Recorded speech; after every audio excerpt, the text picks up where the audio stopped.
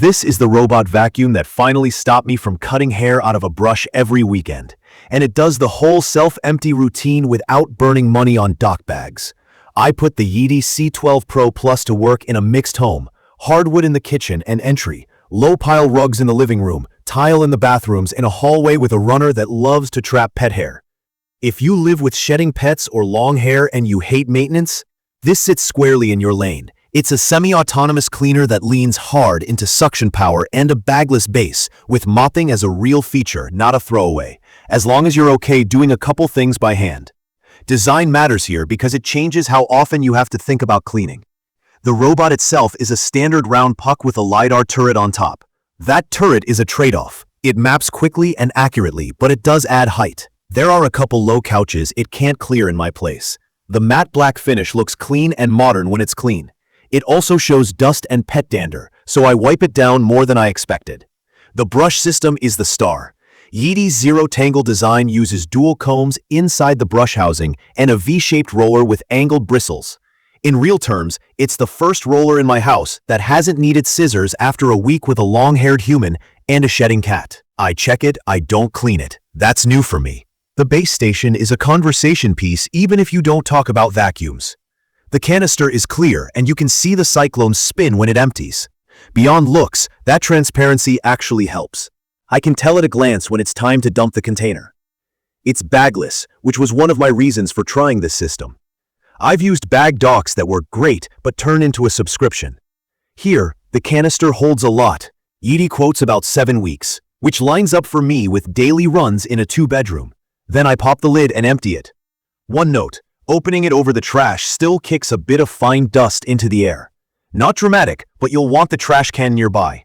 The upside is I can wash the canister and filter in the sink, and it doesn't smell stale over time. Setup was straightforward. I plugged in the dock, dropped the robot on the contacts, and used the Yeedi app to connect it to Wi-Fi. It's 2.4 GHz only, so I had to toggle off my phone's 5 GHz band to pair. Mapping was fast.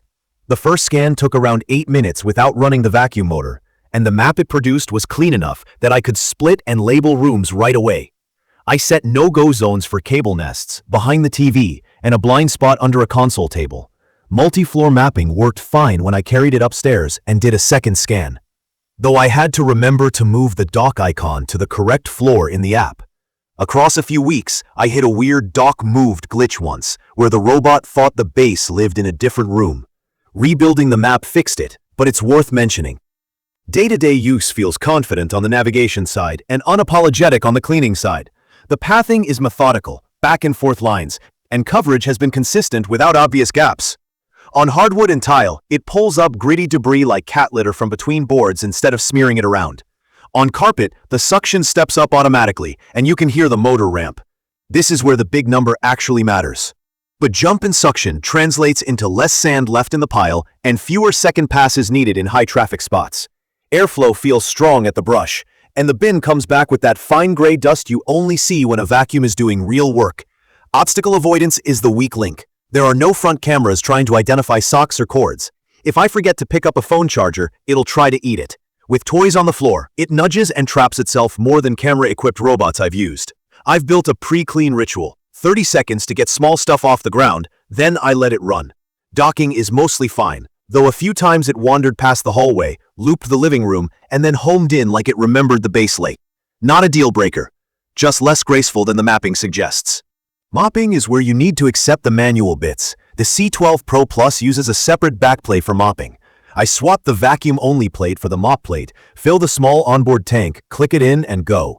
The pad vibrates, Yeedi says around 480 times a minute, and you can hear a gentle buzz when it scrubs. That matters on dried spills.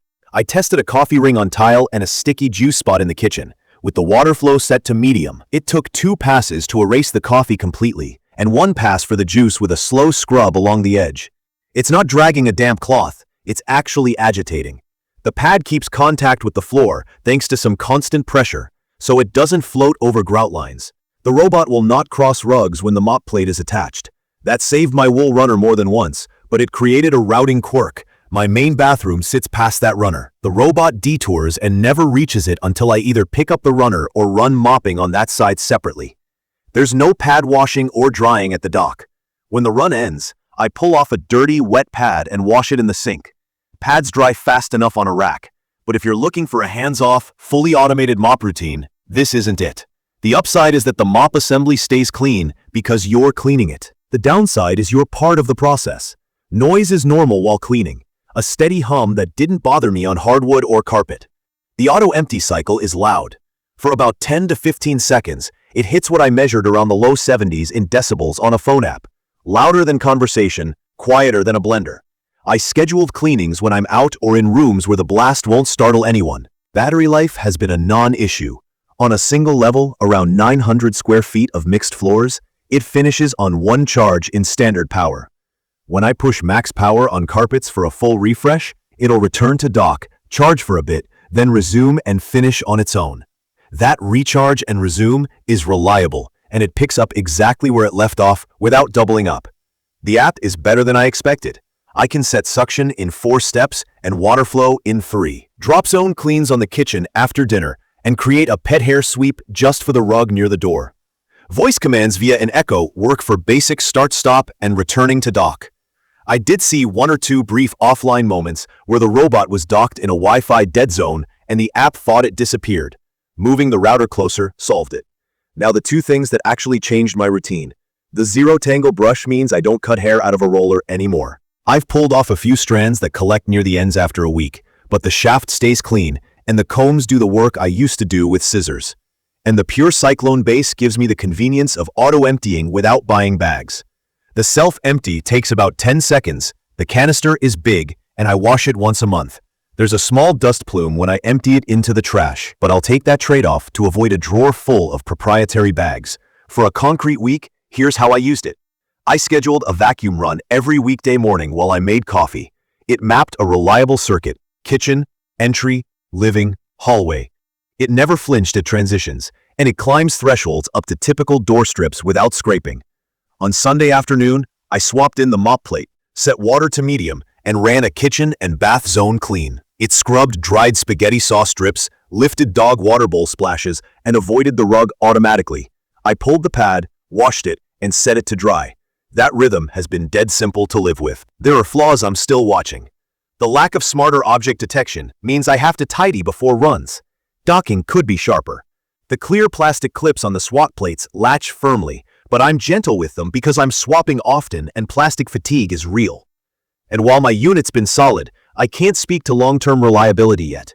I've seen reports of wheel and LiDAR issues just beyond warranty on similar robots. I'll keep an eye on that and update if anything changes. If you're a pet owner with a lot of carpet and you're tired of brush maintenance, this is a strong option. If you want the savings and cleanliness of a bagless base you can wash, it hits that too. If your home is cluttered with small objects or cables you can't pick up, or you want a dock that scrubs and dries mop pads for you, this isn't your match. It's a powerful cleaner with honest trade-offs. You do a few things by hand, and it handles the heavy lifting every day. I will update specific information about the Yeedi C12 PRO Plus robot vacuum and mop in the comments. Don't forget to catch my next video.